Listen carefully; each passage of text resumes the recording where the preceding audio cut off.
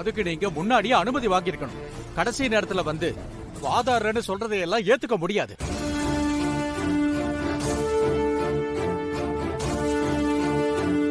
ஆயிரம் குற்றவாளி தப்பிச்சாலும் ஒரு நிரபராதிய தண்டிக்க கூடாதுன்னு தான் நம்ம நாட்டு சட்டம் சொல்லுது.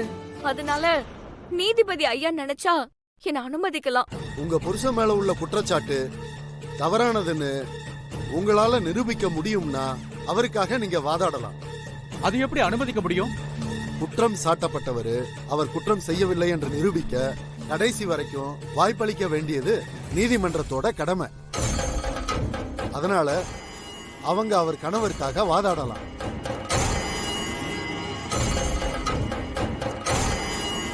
நந்தினி கரிகாலனுக்காக வாதாட போறாளா? ஆதாரம் இல்லாம இவ எப்படி வாதாடுவா? எப்படி ஜெயிப்பா? உண்மையும் நியாயமும் நம்ம பக்கம் தான் இருக்கு. அதனால கண்டிப்பா ஜெயிப்பா. நீ என் மேல வச்சிருந்த நம்பிக்கைய நான் காப்பாத்துவேன் கரிகாலா. நீ நிரபராதின்னு நான் நிச்சயமா நிரூபிப்பேன். அது எனக்கு தெரியும் நந்தினி. நீங்க ப்ரொசீட் பண்ணுங்க. யுவர் ஆனர், இவங்க மேல குற்றம் சாட்டப்பட்டு இருக்கிறது எல்லாமே திட்டமிட்ட சதி.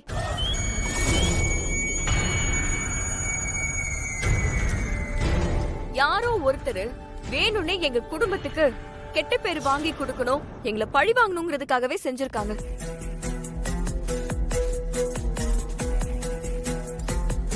எங்க மாமா சுந்தரம் எங்க ஊரு பிரசிடென்ட். ஊர்ல இருக்கிற பாதி சொத்தும் அவரோடதுதான். அப்படி இருக்கிறப்போ அவர் ஊர் மக்களை ஏமாத்தி பணம் சம்பாதிக்கணும்னு எந்த அவசியமும் இல்ல.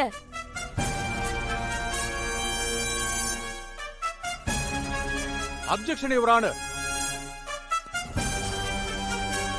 இப்பெல்லாம் இல்லாதவங்களை விட இருக்கிறவங்க தான் இன்னும் வேணும் வேணும்னு நிறைய ஆசைப்படுறாங்க.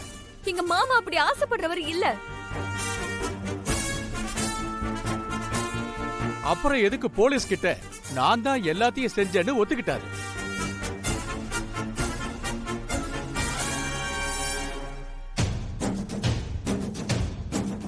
ஊர் மக்கள் அவரை நம்பி பணம் போட்டதுனால அவராலதான் மக்கள் ஏமாந்துட்டாங்கன்ற குற்ற உணர்ச்சியில தான் அவர் அப்படி ஒத்துக்கிட்டாரு. அப்போ ஒத்துக்கிட்டவரு இப்ப ஏன் மறுக்கிறார்?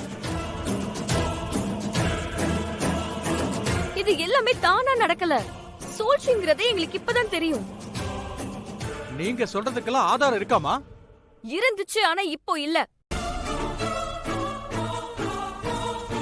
ஆதாரம் இல்லாம எதையும் பேசுறதுக்கு கோர்ட்ல இடமே இல்ல. யுவர் ஆனர், எதுக்குமே ஆதாரம் இல்லையா? நேரத்தை விரயம் பண்றதுக்காக தான் இதெல்லாம் பண்ணிக்கிட்டு இருக்காங்க.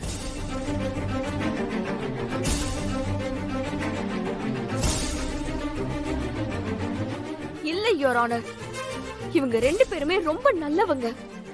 இதுக்கு முன்னாடியே இவங்க எந்த தப்பும் செஞ்சது இல்ல. ஒரு எறும்புக்கு கூட துரோகம் நினைக்காதவங்க. இவங்களோட நல்ல குணம் தெரிஞ்சுதான் பணத்தை பறி கொடுத்திருந்தாலும் ஊர்க்காரங்க யாரும் இவர் மேல கேஸ் கொடுக்கல.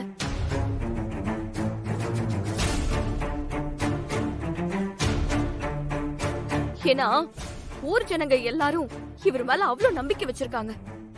இதுல இருந்தே தெரியலையா இவங்க எதுவும் தப்பு பண்ணிருக்க மாட்டாங்கன்னு? உங்க மாமா சுந்தரம் தான் ஊர் பிரசிடென்ட் ஆச்சே. அதனால ஊர் ஆளுங்களை மிரட்டி கம்ப்ளைண்ட் கொடுக்க கூடாதுன்னு சொல்லிருப்பாரு. அவருக்கு பயந்துகிட்டு யாரும் கம்ப்ளைண்ட் கொடுக்காம இருந்திருப்பாங்க. யுவர் ஆனர், எந்த ஆதாரமும் இல்லாம தேவையில்லாம எதையோ பேசி வழக்க திசை திருப்ப பாக்குறாங்க. இவங்க ரெண்டு பேரும் தான் மக்களோட பணத்தை ஏமாத்தி அந்த சிட் ஃபண்ட் ஆளையும் கொண்டு இருக்காங்க. அதுக்கான ஆதாரங்கள் இருக்கிறதுனால அவங்களுக்கான தீர்ப்பை நீங்க வழங்கலாம் யுவர் ஆனர்.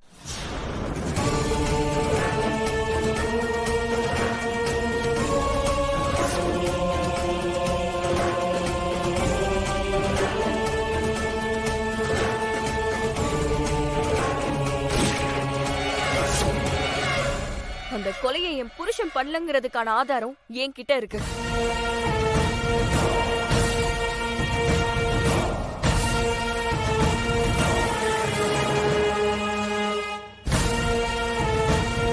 முதல்ல கேட்டதுக்கு ஆதாரம் இல்லைன்னு சொன்னீங்க, இப்போ ஆதாரம் இருக்குன்னு சொல்றீங்க. என்ன குழப்பம் பண்ணிக்கிட்டு இருக்கீங்க? நான் எந்த குழப்பமும் பண்ணல. ஆதாரம் இருக்கு. இருக்குன்னா அதை காட்டுங்க. ஆனா அது என்கிட்ட இல்ல. என்ன, அது உங்க வக்கீல் கிட்ட இருக்குன்னு சொல்ல போறீங்களா? உங்க வக்கீல்னு ஒருத்தர் இல்லவே இல்லைன்னு நான் தான் சொல்றேனே. நான் சொல்ற ஆதாரம் எங்க வக்கீல் கிட்ட இல்ல, அது கோர்ட்ல தான் இருக்கு.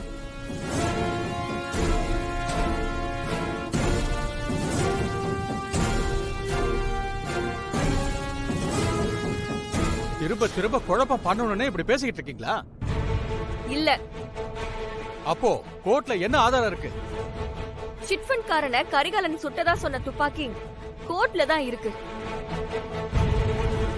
ஆமா, அந்த ஆதாரம் எங்க இருக்கு?